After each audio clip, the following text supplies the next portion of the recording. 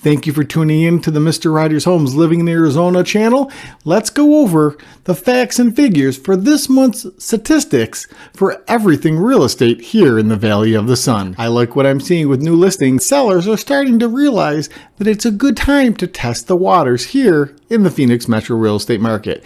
Buyers, I know what they're thinking. They're hoping prices are going to come down. What you're going to see, if you like numbers, and numbers are a big key to making correct moves when buying and or selling real estate, that in this market right now, if you're waiting yourself out of the market and you're costing yourself money, and more importantly, you're costing yourself time. Please click like, subscribe, and leave us a comment. It truly helps this channel grow. When we see active listings starting to pile up, and let me break this down a little bit. At 25,000 plus homes on the market, that's an enormous amount of inventory, giving buyers selection so as not to be rushed. And there's another advantage they have.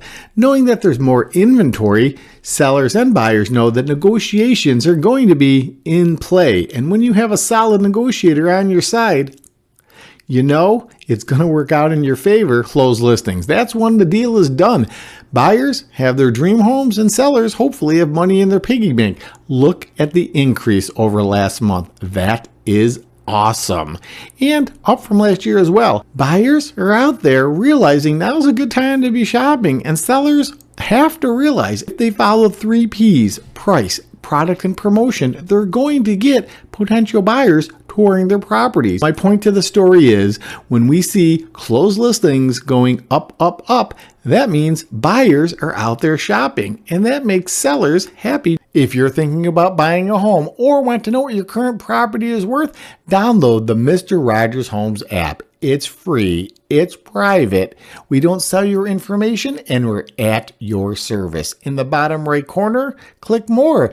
Get your buyers, sellers, and or relocation guide. We also started adding vendors, so whatever you might need in the realm of real estate services, there they are. Both buyers and sellers focus on average sales price like a laser for different reasons, of course. Buyers want lower prices. Sellers want the most amount of money. Can't blame them. Everybody likes money. When we look at numbers, they're not going down, so you don't want to wait yourself out of the home that you might find, especially with this much inventory. If you find one, let's negotiate that price that you think you should have paid. So to list ratio. Let me add one more thing. I crack up because I know when people that know me hear me say one more thing, they know it's going to be one more thing after one more thing. But that's because I love talking about real estate, because I care. So to list ratio over the last 12 months has been over 97%. That's phenomenal. I believe a healthy amount of inventory is somewhere between 2 months low, 4 months high, 3 months mean average, and that's right about where we are, just under the 4 months mark, lower than last year and lower than last month. It's a good time for buyers, again, to get out there and see what's what.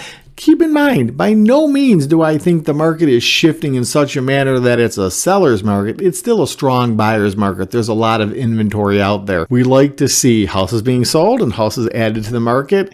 Anything in the middle means, hey, they're just in a standby pattern, and sooner or later a buyer is going to walk in and say, this is the one. Good news, we're up from last month and up from last year. I remember a time we were somewhere in the 60s. Things are moving in a good direction to a more even-keeled market. Still a lot of houses out there, but buyers are starting to get out there and shop, and that's a good thing.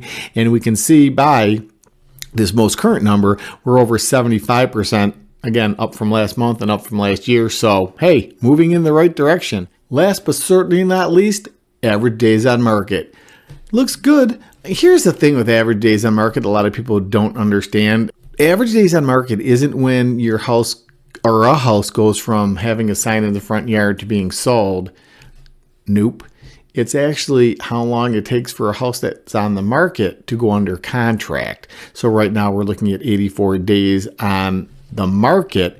There still has to be, or typically is, the home inspection and then the appraisal. However, average days on market is how long it takes for a property to get under contract, not be sold. It could take longer from the moment it goes under contract to the closing day. All right, you stayed to the end. Thank you for watching this video. If you enjoyed this one, you're definitely going to enjoy this one.